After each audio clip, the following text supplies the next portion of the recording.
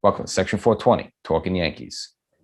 My next guest is Ralph Bracco, and he's a super Yankee fan who's been featured on WPIX 11, as well as very recently in the New York Post. He hasn't missed a Yankee opening day game in over 40 years, and 2021 was going to be no exception. So he's going to join us now to tell us about his experience at Yankee opening day. Hi, Ralph. Welcome to the show. Hey, great. Thanks for having me. No, it's a pleasure. Now, Ralph Bracco, guys, you're a super Yankee fan, but also you're an actor, and that's kind of where we originally met. And if people that want to learn about that side of you, they could check out your website, ralphbracco.com. So again, thank you for joining us. No, not a problem. Enjoy this. Now, you've been recently featured, in the New York Post for attending opening day at Yankee Stadium. Also, you've been, seen a couple times on WPIX. I'm Ralph Bracco, big Yankee fan, and nobody knows the Yankees like I do.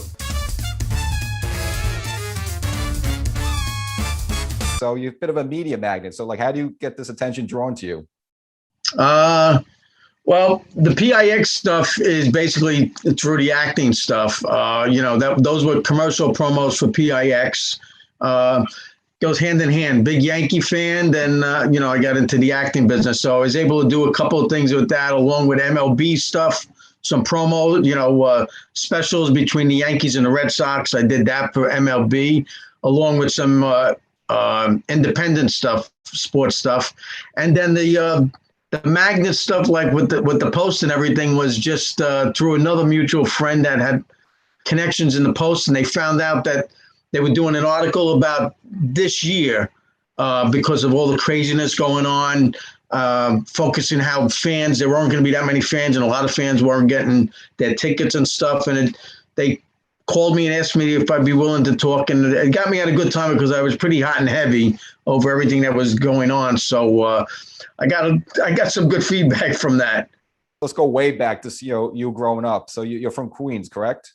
I'm from Queens, yeah, Richmond Hill originally. Moved out to the island here back in '79. I think my parents moved back out here. But even back then, I guess when in Queens, you grew up like a Yankee fan?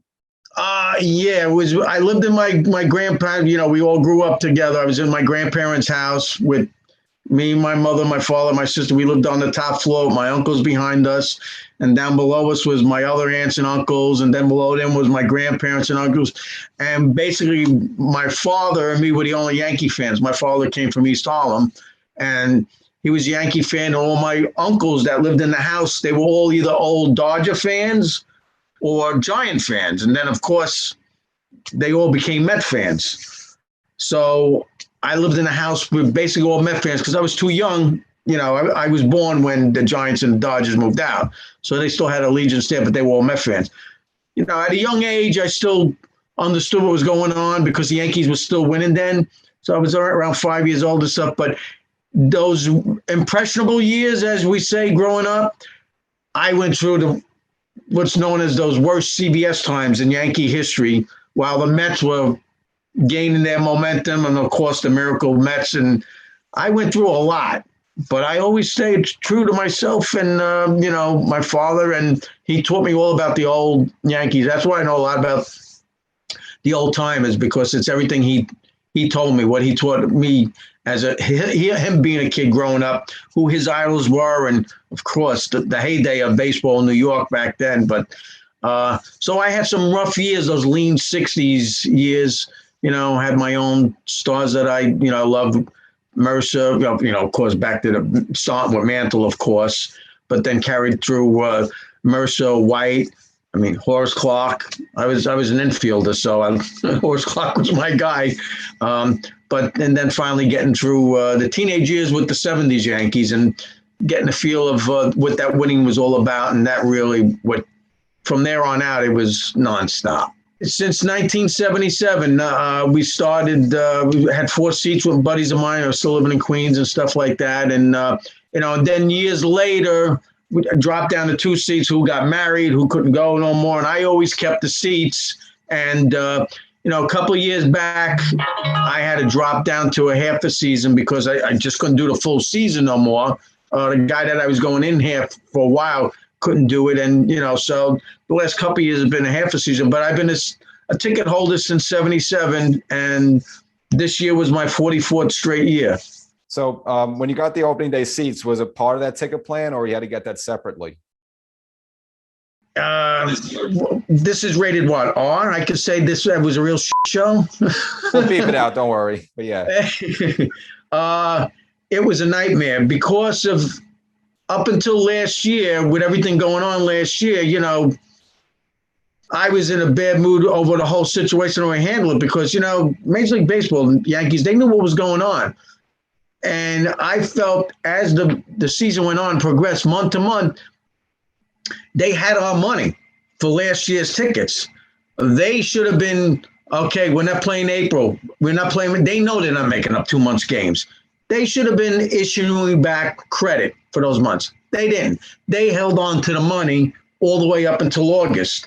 As many times we got caught. Finally, the end of August, September, they said, okay, you can either get your money back or put it towards next year, credit and stuff like that. So September, we opted to get our money back. We never got our money back. We didn't get our money back till January. And up until, what was it, maybe not even a month ago, MLB and the Yankees had no idea what this season was going to bring. None of us did. So I wasn't going to give them my money again, not knowing what was going to happen again. And so finally, when MLB released all that information, how they were going to do it, and the Yankees had this program that they were going to do it on, okay, fine. We still didn't, I didn't, me and my son, we didn't take the plan out. They kept on telling me your seats are secure, even for next year, because this year is kind of like in limbo, but we're just going to try and go through it. I still, because with all the COVID, all the protocols you have to go through, I couldn't commit going to those games myself or even somebody else. So they said they were going through this new type of system to get the season going, and that you were going to get the opportunity to get tickets through the website. But it was very confusing when you finally trying to get, you can't get hold of Yankee Stadium because you call up and they say they're closed. You have to do everything online, or trying to get a ticket rep, which was pretty difficult, my guy. And you'd go on, you find that they finally came and they had these pod sections set up throughout the stadium and these programs. Basically, what they were saying was a full season to them was the first 20 games, 21 games. It was 11-game package. And then they had these, after that, a next plan A, plan C, as the season progressed. So you got 11 games. Then if that 11 games, they didn't change anything by law, you got 5 games and stuff like this. But that was a full season. You had to take all those games. The next option they had after that was like 3 games or 2 games. They didn't have anything for like half a season. Problem being is the only way you got opening day tickets is you had to take that whole 11 games. All right? Which I understood. But the problem being is when you went onto the website, it showed you, okay, you got to purchase these tickets. And it showed you the ticket ranges. That's what made it confusing. And then trying to get hold of someone, which you couldn't, is that normally when you go to buy tickets, this is the event. You put in there, I want 2 tickets for the event. They normally show you, here's the ticket ranges, say $75 to $500. Well, that day there, I saw $220, and the highest ticket was $3,500. And I'm like, whoa, are they kidding? They want $220 a ticket, plus it showed you the stadium layout. The ticket's like all the way up in the wings of the upper deck. I'm like, that's insane. I'm going back and forth to my son. I don't know what to do. We're trying to get through to them. Nobody. I said, this is ridiculous. You click on it and shows you, yeah, that's where the seats are. Trying to make the long story short, but going through the whole ordeal, I had to let it go because I said, I can't commit to $220 a ticket for 11 games. That's ludicrous. So finally got hold of a rep late that night. My guy calls me and going over this. And I'm like, what's the story? He says, oh, no, I'll get back to you. He says, yeah, well, that's got to be what it is. I'm like, how could you not know? He says, well, we were only told this the last minute. Okay. Finally gets back to me and he says, oh, no, that $220 is for the whole season. I'm like, wait a minute. I said, what are you telling me? You're telling me they're selling those tickets for $20 each. That's like listen, I have to tell you, if you said the Yankees going to sell you 11 games for $20 each, you say that's crazy. Not $220 seem more realistic. I said, well, that's not the way it was explained on the website. It makes it look like it's when you go to buy tickets, here's the price range. $220 was the cheapest ticket. He said, no, that would have been for the whole year, the whole 11 games. I was like, well, it's too late now. So then he says, well, you can get the option tomorrow, pre-sale for opening day. My main concern at this point is, listen, I haven't missed opening day since 77.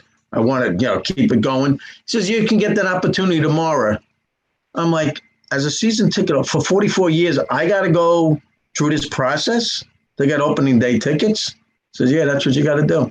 All right, you got to do it the next day. They give you a passcode to get through. Tickets go on sale. I'm like, this is crazy. You click on it, and it says you're 350th online. I'm like, by the time it gets down to zero, there ain't going to be nothing left. I was on there for like 25 minutes. Finally gets down there. Says, you're next. Click on it. No tickets left for the event. I'm out. No tickets. So I had to buy them on the secondary market. I think it would cost me $175 a ticket. And what happened was the Post was in contact with me all during this time. And I explained to them everything what happened. And they said, okay, they were trying to get somebody from the Yankees. They couldn't get in touch with anyone to collaborate the story. So he says, we'll run with what you have to say. They ran the article. And Monday morning, my rep calls me. And his boss called him and says, what's going on here? They saw the article in the paper and they're like, what is this guy? He's with us 44 years and he had to buy tickets on the secondary market. So they ended up working out something with my son. We still had to purchase the tickets, but they were able to do what they needed to do. And we ended up sitting down by the legend seats. So that's my story in a nutshell with the Post. So did the little guy make out a little bit on that day? And in a sense it did. Like I said, my son treated me to the tickets, whatever it costed him. A friend of mine ended up taking the other tickets that I ended up buying. The only bad thing out of it is we got a loss on a stupid new rule for opening day. I blame Jay Bruce a little bit on that one. Yeah, he struck out in a big spot. But now for the rest of the day, I guess in terms of the process of going in, with all these COVID rules. So did you have to show a rapid test, or were you vaccinated? Had to show like a vaccination? Yeah, that's the other thing. Even through this whole thing with the COVID, the way it's set up, it's like you got to give them 72 hours in advance to get a PCR test. But the problem is, if you go for a PCR test, you're not getting it back in time. They tell you it takes 3 to 5 days. I asked the girl, and the girl says, well, there's a good chance you can get it back 50-50. I said, I can't do 50-50. So you have to do the rapid test. But the rapid test, you have to do 6 hours before game time. So you're at the mercy of, are there any lines? No, thank God it's not like it was 4 or 5 months ago where I was standing on lines for 3 hours just to get an appointment. So we had to wake up at 7 o'clock, go down to the place. 8 o'clock, we took the test. We done out of there by 8:30. But that's the whole procedure, which is going to be really interesting this year. I mean, if a person's looking to go at the last minute, unless you can get the test, you can't. Or because doing the PCR, unless you're going somewhere where they're saying, yeah, we'll guarantee you're getting it back the next day, you can't do it. You have to end up doing that test. So if it's a night game, you got to go 1 o'clock in the afternoon for the test because it's got to be 6 hours or less. Yeah, it's very restrictive, and most fans aren't going to be able to have the time with, like I said, the bandwidth to do that. And when you're sitting in your seats, I've noticed on TV that pretty much no one has the mask on. Do they say like sit in your seat, keep the mask on, or they're kind of like do your own thing? How? They tell you, try to keep it on, except for when you're eating or drinking, like that. Yeah, I did notice that it was very lightly. I mean, let's face it, the next guy that was sitting next to me was over 10 feet away. So they didn't go crazy. Maybe because I was sitting in those legend seats. It seemed to be a little lax because people were grouped maybe 4 the most I saw together. Outside of that, and you had plenty of people that were wearing masks. They just kept it on. So it was just one of those things. And the vendors, I mean, are vendors walking around, or it's like you have to go onto the beer lines and stuff to get food? The lines are out there getting the beers and stuff like that. And it was the same thing, that whole social distancing keep and stuff like that. That all the concessions weren't open. They didn't need to be.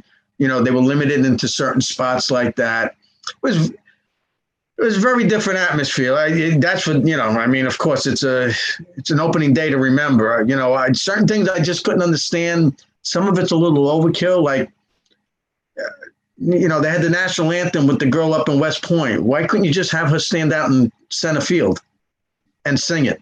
There's nobody there. Bernie Williams throwing out the first pitch virtually from some Little League field. I'm like, why couldn't he be there? He's not 6 feet away. He's 60 feet away. Throwing out the first pitch, So it was stuff like that. One thing that caught my eye was there was no opening day bunting around the stadium. That opening day logo they always spray on the field. None of that was there. I couldn't. There was certain stuff like that I couldn't understand. It was all pretty much kind of surreal.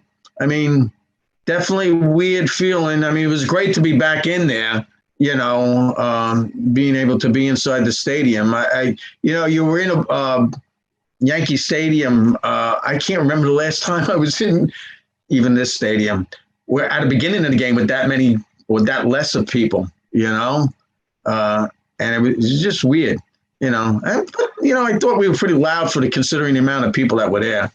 No, listen on TV. It's you did definitely significant amount of people. Like you did feel a little vibe there. So even with like 10,000 people, maybe less. But it actually, there's probably more people than in the typical Marlins or Rays game. So that's exactly. They even had, like, I noticed. So around the dugout, they had plexiglass all around the dugout. And I even asked one of the security guys, "Is that going to be there all year? Or is it just strictly until?" Because they now, they got the netting all the way down the line. He says, "Yeah, I think they just doing it now, so like the fans can't, like they reach over the dugout for a ball or something." For that close proximity to players and stuff like that. I'm like, I hope they don't keep that up when this is over, because then that's really, that would really throw it out. One thing, you got the netting up, you got to get used to that now. But the plexiglass, I can't see that staying there. So now, in terms of, obviously that's opening day now, obviously you have your takes on the team itself. So just what do you think of this 2021 Yankees team? Is anything you like, dislike, something they should have done in the offseason that they didn't do? I mean, what's your feeling on this team? I like the pitching staff when they're all there and they're all healthy, because, you do look at it as Severino and Jamon are almost like free agents. You're picking these guys up. They weren't there all last year, and no doubt about it. If either one of them are there, I think we're going a lot further, because if they're on their game, Sevy, is a horse. Jamon showed that he can make some damage. Kluber is, if he becomes something what he is, and Cole. I mean, you do have not Armstrong. What's his name? The lefty. Oh, Montgomery. I keep calling him Armstrong. I don't know why. Because he looks like a good old school type of boy. Yeah, Montgomery. It's there, and the bullpen is nice. So it's just a matter of who's going to break down and when. The rest of the team, I got to really see, once we get a month into it, who's still going to be out on the field every day. I think LeMahieu, is going to be out there. Torres, I think he's going through those growing pains. What he's capable of doing. Same with Gio. You know what you're getting as far as the glove. That's for damn sure. The Voit thing kind of set me back, And Frazier, I'm really looking forward to see what he can do the whole year. Hicks, right now he's not getting on stroke, but once he gets going, as long as he stays healthy, that's the whole key with this team is who's healthy and who's going to be. There's not much of a bench there now because it's like the old days. You only got 3 guys on the bench, and then the big question mark is Sanchez. If that guy is running on all 8 cylinders, I mean, his arm is great. His defense seems to have, I'm a guy that keeps repeating the same thing over. In my eyes, Tony Pena should still be on this team. He should have been Boone's bench coach, plus he should have been there for Sanchez. Listen, ain't nothing like having a hot-headed Latin coach getting into one of your type of players. He would have been able to school Sanchez, been able to talk to him on their own level, and I think he really would have been there to help him. I'm a big believer of Tony Pena. I really wish he was still part of his coaching staff. A guy of his talent, being able to show these guys what's got to be done. And Sanchez he's a big part of this lineup. His bat, is there. It can do damage. I just like it when they go deeper in accounts. And I think that's where they need to go. Yeah, I'm on the same page with you. Like, I'm very optimistic about Sanchez. I think he's going to have a good season. And again, he's probably better than most teams' number 4 hitter. And he's like sometimes batting 7th in this Yankee lineup to show he is a 35-40 home run caliber player. Oh, without a doubt. Without a doubt. And Voit is hurting right now. I was surprised they didn't bring Ford up. Yeah, why he ain't playing right now. But I guess Bruce has got to, see what he can do. Yeah, I guess Bruce has more of a track record. I guess they're more comfortable with him. And of course, another player in terms of injury you got to worry about now is Judge. It seems like, you got to hold your breath. I mean, you think he's going to be here for the long term, or the Yankees is not going to take a risk with them? I told my son the other night, I said, it's almost like in here, I would have rather kept Bird. At least he's a left-handed bat and he's built for this stadium. But they're almost like on the same page now with the injuries. I see where he said he's going to be a little more cautious. Cautious is one thing, but, to me, every play is important in baseball. He had a ball drop in front of him the other night and, it led to a run. The guy ended up scoring. That was on base, but I don't know. I mean, both him and Stanton said they actually leaned down. They're not as bulked up as they were. So we all know that he's a big guy in this lineup. He's a big force. He's a big personality for them, especially in the clubhouse. And he's got to be right. And he's got to be out on that field, because he is a force to be reckoned with. And he shows he's a great right fielder. You can't stop what you're doing. No, totally. I mean, Judge is on. He's definitely a Gold Glove caliber type defender. Stealing home run balls, diving, strong arm. I mean, he's got all the tools out there. I'm saying that you've seen a lot of Yankee history over the years, been a lot of games. So are there any great moments that stand out to your mind, or whether it was the 70s, 80s, 90s, or, within the last 10 years, like a great game or a great moment? I mean, great moment. Bobby Mercer's 4 home run doubleheader, back in the 70s. What other ones? I'll go back to those. Those were just great moments that I remember. One sticks in my mind. Ron Wood's great catch out in right field, jumping up and falling into the right field stands back in the old stadium like that. And fast forwarding to the brawl at home plate with Nettles, Fisk, Munson, all those guys. I was there for that. And then let me see, Chambliss's home run to get back into there. Reggie's 3 home runs. I mean, that's probably number 1, number 2, and number 3. There might be something, ahead of it that was more. I can't even say meaningful. I mean, at that point, there really isn't, and it was historical. Cohn's perfect game.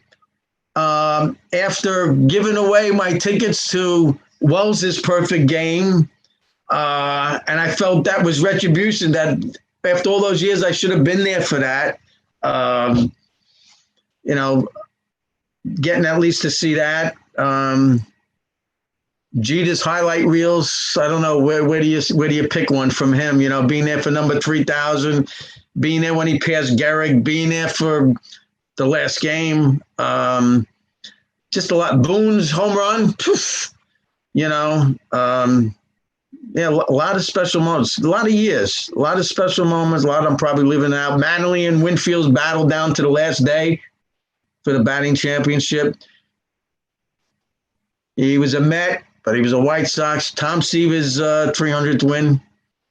And then all the ceremony days, you know, all of them. It was like some of the best moments of all the Yankee history. But I was also there for the Jeter one as well, the 3,000 hit. I was actually up in Section 420 when he hit that home run, yeah. We were down below. And then all through those, luckily enough, having the opportunity, all through those years, I've always made signs. And I always got the chance that they got me on TV or, you know, someone in the paper. A lot of pictures ended up in the different newspapers, different magazines.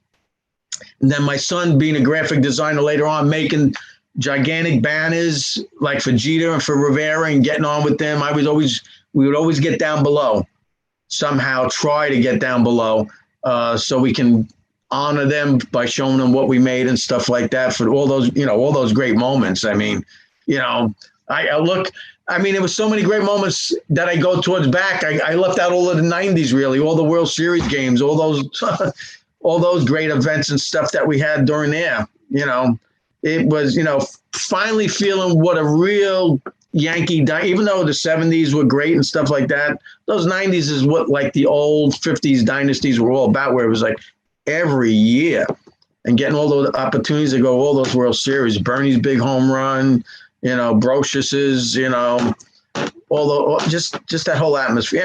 And of course, to me, the one constant in all of it, it was the stadium. Ralph, I appreciate you coming on. I'm glad, again, you kept the streak alive to see it going to opening day. And hopefully, you know, this all resolves where it's, you know, less hectic and, you know, you could be at the stadium, you know, much more this season. Yeah, I'm hoping to get in a couple of more games. One other thing I have going on is my kids go, you know, my daughter's been to every game since she's born in 85. My other one since 89. My son, of course, all his. So he came the opening day. So I know I'm going to be going to 2 more games. You know, it's a special day. I go with my daughters, you know, one on her birthday, the other one on her birthday. So it's there and then maybe another game in there. Unless this whole virus thing goes away and I can just get my car, drive to the ball game, walk in, sit there, go up and talk to somebody at the counter, have a hot dog, and be back in the ballpark and eat my Cracker Jacks without a mask on. No, wouldn't that be great?